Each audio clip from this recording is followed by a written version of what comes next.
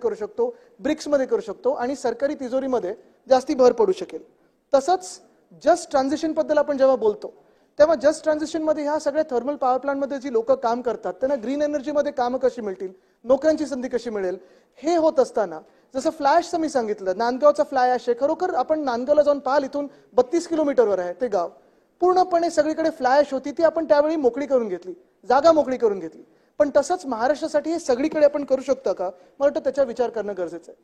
Coal washeries मध्ये जो महाराष्ट्राचं नुकसान होतंय, चांगला कोळसा तो कधी कधी गायब होऊन जातो, सगळे हे घाणेरडं पाणी असतं ते शेतामध्ये जातं, त्याच्यावर देखील आपलं लक्ष आकर्षित करणं मी इच्छुक आहे, कारण याच माध्यमातून शेताचं खूप मोठं नुकसान होतं।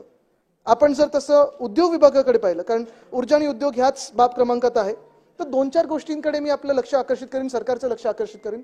पहिलं म्हणजे आमचं सरकार असताना, महाविकास आघाडीचं सरकार असताना जसं ईज ऑफ डुईंग बिझनेस हे आपल्या देशामध्ये एक कॉन्सेप्ट आहे, तसं ईज ऑफ कंप्लायन्स हा कॉन्सेप्ट आम्ही आणला होता। ईज ऑफ डुईंग बिझनेस साधारणपणे आपण नवीन उद्योग जर आकर्षित करायचे असतील तर ह्याच्यासाठी करतो, म्हणजे परवानग्या असतील, अशा अमुक काही गोष्टी असतील त्या आपण कमी करण्याचा प्रयत्न करतो ज्या काळबाह्य झालेल्या आहेत। पण ईज ऑफ कंप्लायन्स म्हणजे जे आता उद्योग आपल्या राज्यात आहेत त्यांना कसं आपण नीटनेटकेपणा आणू शकतो, त्यांना ज्या अडचणी त्या कशा दूर करू शकतो, बॅड बिझनेस डिसिजन हे डिक्रिमिनलाइज कसं करू शकतो, मला वाटतं ह्याच्यावर जरी लक्ष दिलं तरी उद्योग विभागाला खूप मोठा फरक पडू शकतो आणि फायदा होऊ शकतो। तसंच गेल्या 2-2.5 वर्षामध्ये आपल्या राज्यामध्ये मॅग्नेटिक महाराष्ट्र हा कार्यक्रम झाला नाहीये, तो होणं गरजेचं आहे।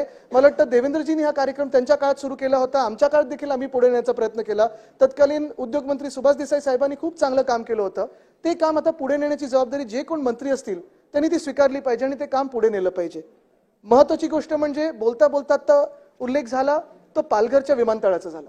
आमच्या काळात देखील आम्ही ही केंद्र सरकारकडे मागणी केली, नंतर मी पत्र लिहून पण मागणी केली होती, त्यावेळी तत्कालीन मंत्री ज्योतिरादित्य सिंधिया साहेब होते। पण पालघर एअरपोर्ट असेल किंवा मग रत्नागिरी एअरपोर्ट असेल, चिपी एअरपोर्ट असेल, ही सगळी विमानतळ, तसंच छत्रपती संभाजीनगरचं विमानतळ असेल, नाशिकचं असेल, ही विमानतळ, पालघरचं तर नवीन झालंच पाहिजे कारण मुंबईला 3रा रनवे पाहिजे, पण रत्नागिरी, चिपी, सिंधुदुर्ग, कोल्हापूर, छत्रपती संभाजीनगर ही विमानतळ खऱ्या अर्थाने जर 24 तास काम करायला लागली तर स्थानिक जनतेला आणि तिथे उद्योग वाढवण्यासाठी खूप मोठा फरक पडू शकेल आणि फायदा होऊ शकेल। 2 पुढच्या महत्त्वाच्या गोष्टी म्हणजे मत्स्य व्यवसाय आणि दुग्ध व्यवसाय। मला वाटतं बाब क्रमांक 36 ते 54, पृष्ठ क्रमांक 26 ते 35 या 2 गोष्टींमध्ये माझ्या छोट्याशाच मागण्या आहेत।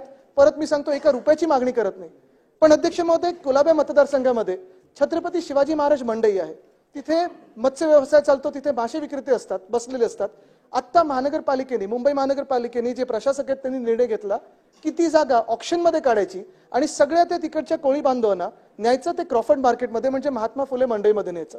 ठीक आहे, तिथे तुम्ही जागा द्या, पण माझं म्हणणं हे आहे की जिथे आता छत्रपती शिवाजी महाराज मंडईमध्ये मत्स्य विक्रेते सुरू आहे, मासे विक्रेती सुरू आहे, ती बंद झाली नाही पाहिजे, तिथेही जागा द्या आणि अधिकची जागा द्या, कारण हा व्यवसाय खूप महत्त्वाचा आहे, आपल्या राज्यासाठी महत्त्वाचा आहे, आपल्या संपूर्ण महाराष्ट्रासाठी महत्त्वाचा आहे, पारंपरिक व्यवसाय आहे आणि हे मला वाटतं बंद होता कामा नये। त्याच्यावर मुख्यमंत्री महोदयांनी आणि सरकारने तत्कालीन कारवाई केली पाहिजे, लगेच कारवाई केली पाहिजे। मत्स्य व्यवसायामध्ये दुसरा महत्त्वाचा प्रश्न म्हणजे कोळीवाडे आहेत।